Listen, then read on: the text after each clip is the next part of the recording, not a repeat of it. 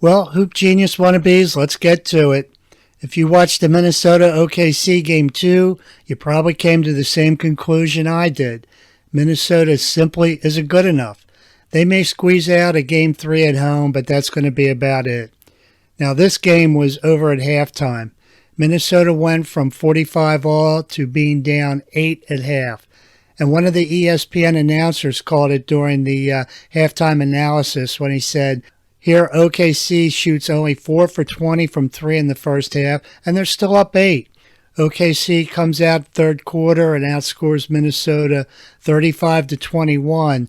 So if the game wasn't over at half, it certainly was at the end of 3. For Minnesota to compete, they need everyone at the same time to be at their best. Game 2, Randall shoots 2 for 11 and was a DNP in the fourth quarter. DiVincenzo has been below average both games. Game 2, he shot 2 for 6 from 3, had 4 turnovers, and he was a minus 27 while on the floor. Naz Reid shoots 0 for 5 from 3 and only scores 10 points. Mike Conley shot only 1 for 6, but Conley was the only Timberwolf with a plus-minus rating on the positive side at plus 14. Now that tells me Minnesota's in deep trouble when the only one guy on your team is playing on the court when your team's doing better, and he's a non-scorer. Now a note about the officiating. OKC certainly doesn't need help, but they really got it from Scott Foster's crew. SGA initiates contact, he hooks, he pushes off, and he gets way too many calls and trips to the foul line.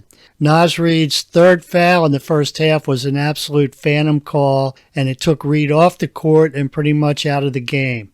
Now, the Minnesota challenge on Edwards' block on Dort, that should have been overturned, but instead Foster makes up something about left arm contact. Scott, that's marginal contact.